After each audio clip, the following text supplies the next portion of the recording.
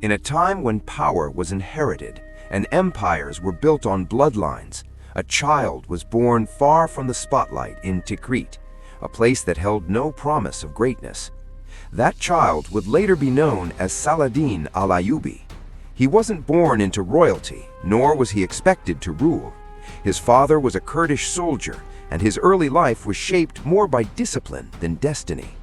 As a young man, he showed skill in horseback riding and polo, traits admired in warriors, but not necessarily in rulers. There was nothing in his early years that suggested he would one day reshape the Middle East. Instead, his path seemed ordinary, following his uncle, Shirkuh, into military campaigns. These journeys took him to Egypt, a land filled with political tension and opportunity. At the time, Saladin was simply part of the background, learning, observing, and waiting.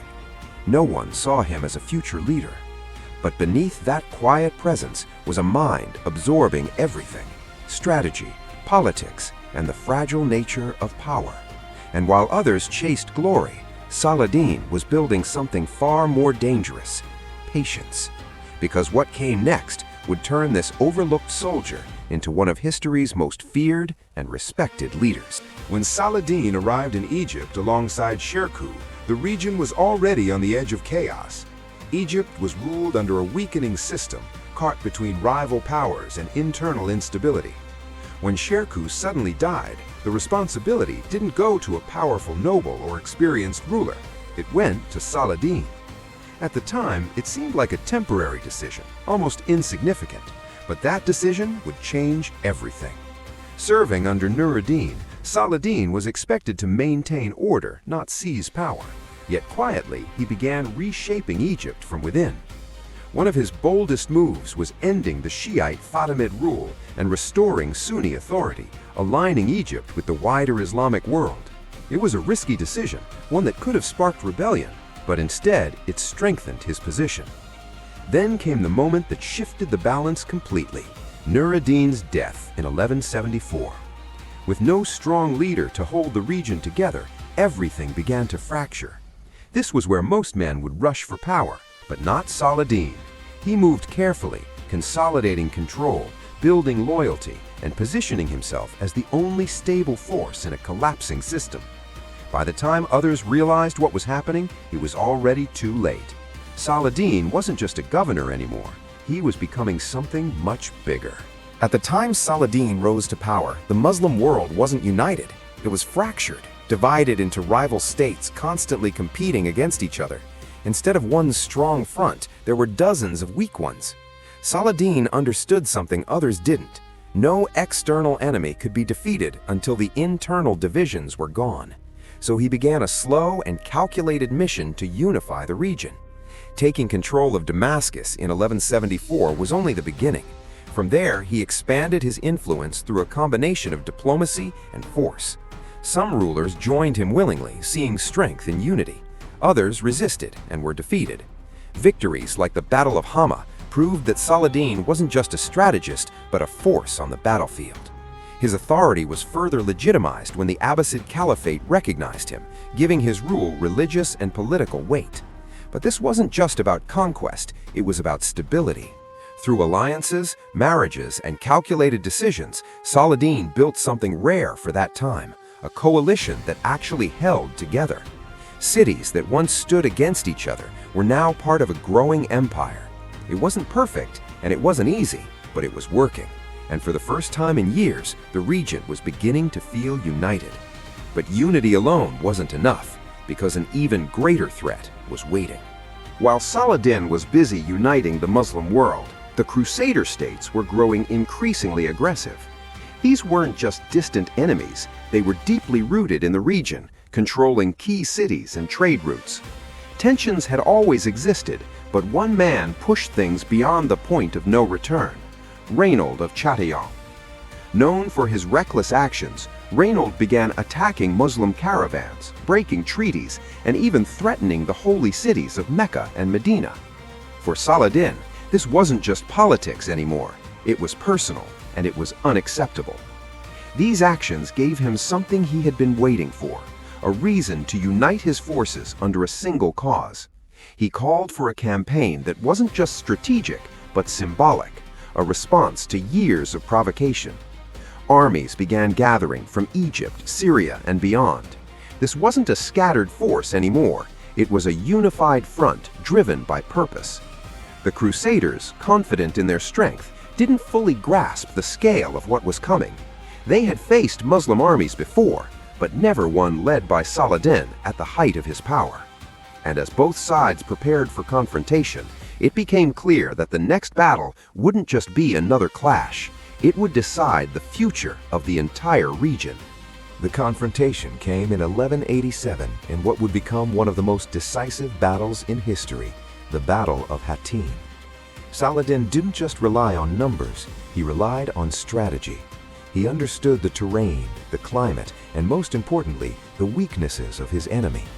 The Crusader army, led by Guy of Lusignan, marched under extreme heat, already struggling with limited water supplies. Saladin's forces took advantage of this, cutting off access to water and surrounding them. Then came one of his most devastating tactics, setting fire to the dry grass, filling the air with smoke and heat, suffocating and disorienting the Crusaders. Panic spread quickly. Exhausted, dehydrated, and trapped, their formation collapsed. What followed wasn't just a defeat, it was a complete breakdown. The Crusader army, once seen as unstoppable, was crushed. Key leaders were captured, including Guy himself. And then came a moment that would echo through history. Reynaud of Chatillon was executed, a direct response to his earlier actions. It wasn't just a victory, it was a message. The balance of power had shifted, and with the Crusader army gone, the path to Jerusalem was wide open. After the devastating loss at Hattin, Jerusalem was left vulnerable, almost defenseless. In September 1187, Saladin's forces surrounded the city, beginning what is known as the Siege of Jerusalem. The outcome seemed inevitable. Decades earlier, when the Crusaders had taken the city, it was marked by massive slaughter and chaos. Many expected Saladin to respond in the same way, but what happened next shocked everyone. Instead of revenge, Saladin chose restraint. He allowed civilians to leave safely, offering terms that avoided massive bloodshed. Ransoms were arranged for prisoners, and those who couldn't pay were often freed anyway. Religious sites were respected, even as control of the city changed hands. This wasn't weakness, it was a calculated display of leadership.